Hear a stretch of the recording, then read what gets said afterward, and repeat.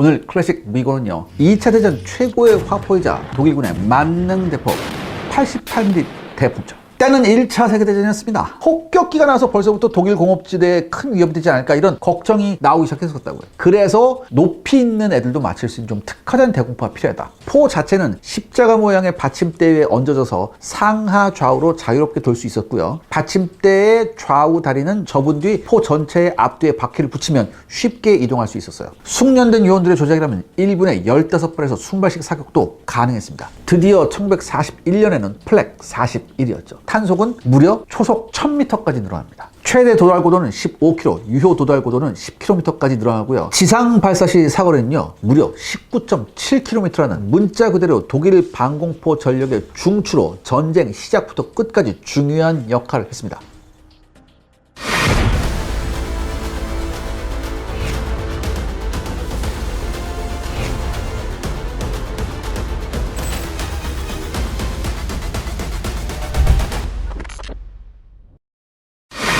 이 88mm가 외도로도 명성을 떨쳤다고 하셨는데요. 네, 제가 지난 시간에 이 88mm가 실전에 처음 참가한 것이 유명한 스페인 내전 때라고 제가 말씀드렸었잖아요. 그때 당시에 독일군은 프랑코의 파시스트 반정부군을 돕기 위해서 다량의 무기뿐 아니라 군대까지 보내서 직접 싸우게 했었습니다. 이때 보내진 독일군 부대 중에는요, 88mm 대공포로 무장한 방공포병도 섞여 있었는데요. 이들의 임무는 당연히 적기를 격추하는 것이었지만 아직 2차 대전 때처럼 많은 항공기가 하늘을 뒤덮은 때가 아니었어요. 그래서 원래 임무를 수행할 기회는 생각보다 많지 않았었죠, 스페인에서. 하지만 이 88mm는요, 높은 명중률과 빠른 발사 속도, 그리고 긴 사정거리 등을 살려서 지상 목표를 보통 대포처럼 쏘는 일도 자주 했었습니다. 그리고 이들이 쏴야 할 지상 목표 중에는 전차도 있었죠. 스페인 내전 당시는요, 아직 독일군의 전차가 1호나 2호 같은 깡통 전차들이 위주였어요. 반면 소련의 지원을 받는 스페인 정부는요, T-26 같은 소련제 전차를 가지고 있었는데요, 이 소련제 전차는 프랑코 파시스트 반정부군에게 엄청난 위협이었습니다. 이런 상황에서 88mm 같은 우수한 포는 철갑탄이 없어도 장갑이 두껍지 않은 당시의 소련제 전차들쯤은 단 한 방에 산산조각 낼 수 있었습니다. 이때 독일군이 88mm 대공포를 대전차용으로 썼다는 구체적인 증거는 없어요. 왜냐하면 여러분, 스페인 내전에 대한 다큐 보시면 아시겠지만 이 스페인 내전 당시에 제대로 된 그 사진이나 영상 같은 기록이 잘 안 남아 있어요. 또한 이 독일군도 이게 의용군으로 참전해서 제대로 된 전투 기록이 좀 드물거든요. 그럼에도 불구하고 분명히 이 88mm로 소련제 전차를 작살냈으리라고 짐작할 만한 경우는 꽤 있습니다. 실제로 독일군은요, 스페인 내전이 한창이었던 1938년부터 88mm 대공포용의 철갑탄을 만들어서 지급을 합니다. 이게 39형 철갑탄인데요. 그리고 현장에서 이동용 바퀴의 부분을 펴지 않고도 사격할 수 있게 개조하는 사례가 급증합니다. 즉, 갑작스러운 적의 출현에도 쉽게 대처할 수 있게 되었던 거죠. 여기에 지상용 직사 조준경의 성도 개량됐고요, 운용 전술도 개선됩니다. 그러니까 이 모든 것을 감안했을 때 88mm의 대전차 전투는 스페인 내전에서부터 명성을 쌓은 것이 확실하죠. 어쨌든 88mm 대공포는 첫 실전부터 원래 용도와는 다른 외도로 시작을 했습니다. 그리고 몇 년 뒤에는 이 외도가 거의 본업처럼 구워지기 시작했죠. 그래서 이제 본격적인 대전차포가 되나요? 네, 1939년 마침내 독일의 폴란드 침공으로 2차 세계대전이 터졌습니다.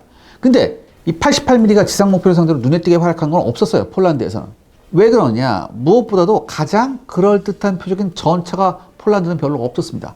그나마 있는 것들도 독일군의 37mm 대전차포나 전차, 심지어 대전차 소총으로 어렵지 않게 격파할 수 있었어요. 사진 보시면 아시겠지만 여러분, 이게 당시 폴란드군 전차의 수준이었습니다.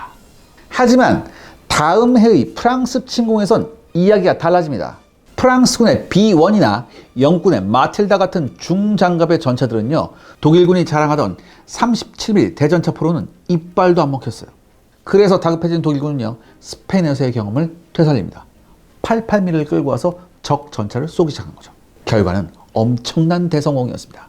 1000m 밖에서도 한 발만 맞추면 그 어떤 연합군 전차도 깨끗하게 박살났습니다. 이런 확실한 관통력 덕분에 독일 기갑부대가 위기에 처했을 때 나타나는 최고의 구원투수가 된 게 바로 이 88mm였죠. 특히 유명한 롬메리 사단장이었던 제7기합 사단은요, 프랑스 아라스 주변에서 영국군의 전차 부대에 맞춰 위기에 빠진 적이 있었습니다. 1940년 5월 21일 롬멜의 제7기압사단 후방을 영국군 전체대가 급습한 거였죠. 그리고 이 당시 독일군의 주력 전차는 여전히 전차라고 부르기도 민망한 1호와 2호 전차였습니다. 그리고 주력 대전차포는 37mm 팩 36이었죠. 여기서 팩은요, 판저 압웨어 카노넨, 즉 대전차포를 의미합니다. 이거 독일어 잘하시는 분들 발음 기호 한번 적어주세요. 아무튼 이 당시에 독일군 7기압사단의 주력이 훨씬 앞에 있었거든요. 그런데 이런 상황에서 이제 영국군 전차 부대가 후방을 기습한 거예요. 근데 이때 롬멜은요, 당황하지 않고 침착하게 대처합니다. 직접 예하 부대의 대공포 부대를 지휘했어요. 그래서 88mm 대공포로요, 영국군 전차 부대를 섬멸해버립니다. 이때의 경험은요, 롬멜이 북아프리카로 건너갔을 때 유감없이 다시 한번 발휘됩니다. 88mm는 영국군의 공세를 몇 번이나 막아내는 중요한 수단으로 활용됐죠. 이렇게 88mm 포가 정말 그 위력을 발휘한 때는 바로 북아프리카와 독소 전쟁이었습니다. 특히 북아프리카의 광활한 사막은요, 88mm의 긴 사거리를 발휘할 절호의 찬스였죠. 무려 2000m 거리에서도요, 99mm의 장갑판을 관통하는 성능이라면 연합군 전차에게는 사신과 같은 존재였습니다. 특히 1941년 11월 19일 영국군이 가브르살레의 독일군을 공격합니다. 하지만 이때 88mm의 치명적 성능에 혼쭐이 나죠. 1개 전차 연대가 투입된 이 전투에서 독일군은 4문의 88mm 포와 12문의 야포를 투입했습니다. 그중 이 88mm 포는요, 영국군 전차 연대를 사실상 괴멸시켜버립니다. 그리고 이 피해를 극복하지 못한 영국군은 작전을 중지하게 되죠. 물론 이 전투 외에도 독일군의 88mm가 영국군 기압부대에 치명타를 입힌 사례는 북아프리카 전선에서 흔했습니다. 워낙 이 88mm의 악명이 높다 보니까 영국군 전차 승무원들은요, 독일군의 대전차포에 피격되기만 하면 무턱대고 팔팔에 당했다고 보고할 정도였습니다. 그리고 러시아 전선 역시 88mm가 대전차포로서의 역할을 톡톡히 한 전선이었죠. 1941년에 독일군의 소련 침공인 바르바로사 작전에서 88mm의 주 목적이 원래 대전차포가 아닌가 할 정도로 바쁘게 전차 사냥꾼 역할을 합니다. 침공 초기만 하더라도 독일군은 어떻게 생각했냐? 저 로스케 전차들은 37mm 대전차포로 간단하게 격파할 수 있는 양철 깡통이다, 이렇게 생각했어요. 그런데 곧 이렇게 생각한 독일군 눈앞에 엄청난 소련군의 괴물이 나타나기 시작합니다. 소련군의 T-34나 KV-1 같은 신형 전차들은요, 당시 독일군이 도저히 상상도 할 수 없었던 엄청난 괴물이었어요. 특히 떡장갑을 자랑하는 KV-1은요, 독일 병사들 사이에서 도로 위의 괴물이라고 불렸습니다. 그래서 이 KV-1만 나타나면 완전 패닉에 빠졌어요. 그리고 바로 이럴 때 구원의 여신으로 등장한 것이 88mm 대공포였습니다. 도저히 부술 수 없을 것 같은 괴물 전차들도 결국 88mm가 등장하면 하나둘씩 주저앉았습니다.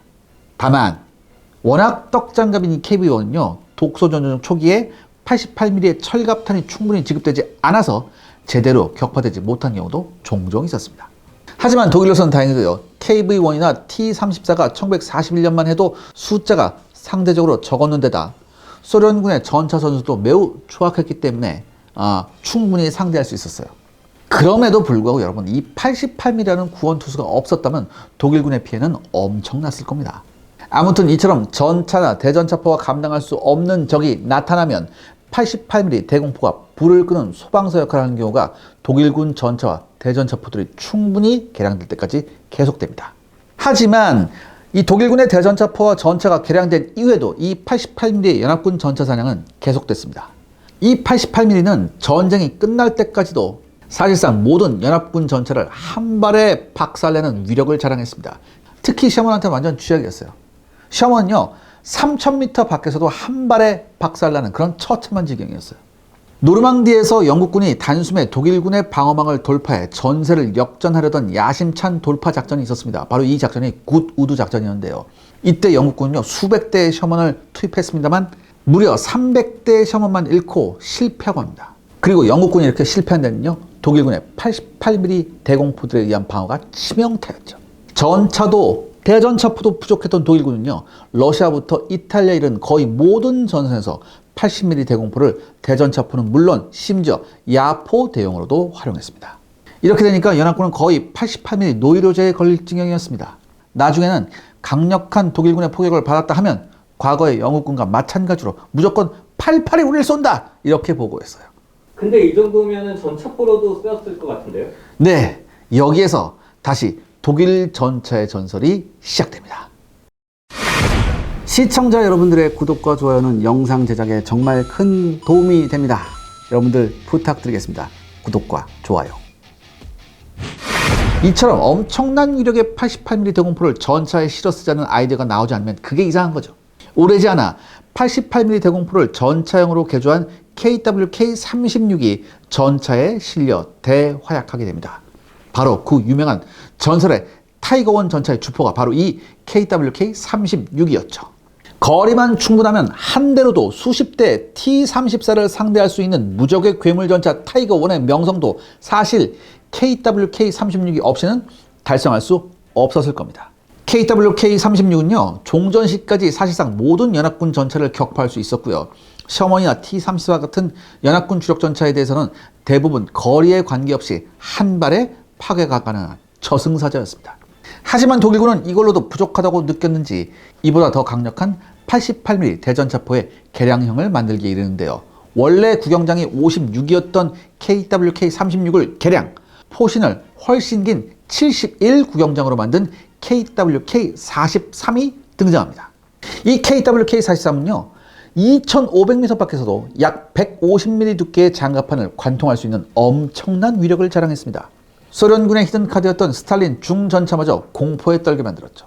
그리고 이 포가 개량되면서 포탄도 업그레이드됩니다. 이 KWK-36까지 쓰인 39형 철갑탄은요, 탄피 길이가 570mm예요. 하지만 신형 43형 철갑탄의 탄피 길이는요, 무려 855.1mm였습니다. 훨씬 강력한 위력을 발휘했죠.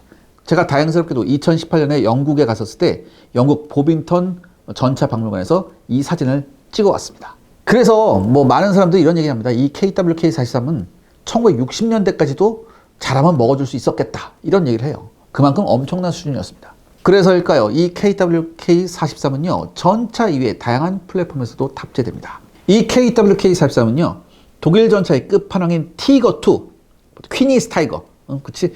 이것뿐만 아니라 대전차 자주포 있어요. 나스오론이라고. 여기도 탑재됐었고요. 그 다음에 역시 대전차 자주포 엘레판트, 그 다음에 야크트 판더, 구축 전차죠. 야크트 판더. 우리가 예전에는 이제 프라모델에 뭐라고 써있었냐면 이거 롬멜 습격포라고 했어. 이 야크트 판더 같은 전차나 대전차 자주포에도 장착되어서 악명을 떨쳤습니다. 제가 이것도 보빙턴에 가서 사진을 다 찍을 수 있었어요. 찾아보니까 있더라고요. 그러니까 나스호른만 없었어요, 거기서. 그래서 이 나스호른은 이제 이 러시아에 있는 전차 박물관 사진을 여러분한테 보여드린 거고, 나머지 장비들은 제가 직접 보빙턴에서 찍은 사진입니다. 아무튼 이 덕분에 여기에서 수많은 에이스가 배출됩니다. 티거1 에이스 미하일 비트만은요, 1944년 전설의 빌레르 보카지 전투에서 단독으로 영국군 전차 연대본부를 쓸어버렸고요. 또 다른 티거1 에이스 오토카리우스는 티거 전차 1개 중대, 이게 8대로 구성되어 있는 1개 정대를 이끌고 소련군 전차 1개 여단을 격파합니다. 이 양반은 이제 전쟁 끝나고도 오래 살아가지고 나중에 이제 약국도 열고 그랬었어요. 또한 이 88mm를 탑재한 대전차 자주포 나스오론의 에이스 알베르트 에른스트는요, 1943년 12월 나스오론의 71 구경장 88mm 포를 이용해서 21발을 발사해 14대의 소련군 전차를 잡습니다. 그리고 마찬가지로 이 KWK-43을 탑재한 야크트 판더도 눈부신 활약을 펼쳤는데요. 노르만디 전투에서 프리드리 루더는요, 1944년 8월 세대의 야크트 판더를 지휘해서요, 2분 동안 영군 처칠 전차 11대를 격파합니다. 여기에 후속하던 2개 보병 중대까지 고폭탄으로 완전 작사를 내버리죠. 물론 이런 활약은요, 이를 운영하는 사람들의 뛰어난 기량도 중요하지만 88mm의 압도적인 파괴력도 한몫했으면 부인할 수 없는 사실입니다. 이렇게 엄청난 성능의 KWK-43을 대전차포로 안 쓰면 그게 또 바보였죠. 독일군은 이 KWK-43을 보통 대포처럼 끌고 다니는 견인 대전차포로 개조한 팩43도 만들어서 사용했습니다. 애초에 이게 88mm가 뭐예요? 대공포잖아요. 제대로 된 대전차포에 비해서 이게 대공포였기 때문에 이게 차체가 굉장히 높았어요. 또 덩치도 너무 컸어요. 그렇기 때문에 대전차포에 요구되는 매복 능력으로 따지자면 상당히 부족했습니다. 그래서 KWK-43을 활용한 전문화된 팩43 88mm 구경의 대전차포가 등장합니다. 이것도 제가 보빙턴에서 찍어왔더라고요. 하지만 이 포는 전차 등에 탑재될 때에 비해서 썩 활약이 좋지는 못했습니다. 일단은 위력은 좋았어요. 화력은 좋았는데 일단 무게가 5톤이나 됐어요. 그래서 한번 설치된 다음에 움직이기가 굉장히 힘들었습니다. 이 때문에 실제로 적지 않은 양의 팩-43이 움직이지도 못하고 연합군에 노획되거나 독일군 자신에 의해서 자폭되는 그런 운명을 맞이했습니다. 그래도 팩-43에 의해 파괴된 연합군 전체 수는 만만치 않았습니다. 그러면 이 전쟁 이후에는 어떻게 됐나요? 이 88mm 대공포는 종전 시까지 무려 2만 문 이상이 제작되었는데요. 전차포와 대전차포까지 합하면 그 숫자는 거의 3만 문에 육박합니다. 이렇게 우수한 포였기 때문에 전후에도 생산되어 쓰일 것 같았지만 전쟁 말기부터 90mm 전차포가 나오기 시작했고요. 곧이어 1950년대에 105mm 전차포가 주류가 되면서 더 이상의 영광은 없었습니다. 하지만 이 전통을 이어받은 독일의 라인메탈사는 120mm 전차포를 만들어서 서방 전차포 시장을 사실상 평정해버리죠. 그리고 또 신기한 게 있는데요. 이 핀란드군이 43년에서 44년 사이에 90문을 독일에서 수입했어요. 이 88mm를. 근데 이 88mm 대공포를 핀란드군요. 대공 목적에만 사용했거든요. 근데 언제까지? 무려 1977년까지 현역으로 사용했습니다. 아무튼 이 88mm는 2차 대전 최고의 화포로 독일군에게는 환희를, 연합군에게는 공포를 안겨준 장본인이었습니다. 하지만 그 영광은 지극히 짧아서요. 2차 대전 나치 독일과 함께 사라져버렸죠. 그래도 아직까지 전 세계 2차 대전 밀터리 팬들의 가슴 속에 88mm는 살아 숨쉬고 있습니다.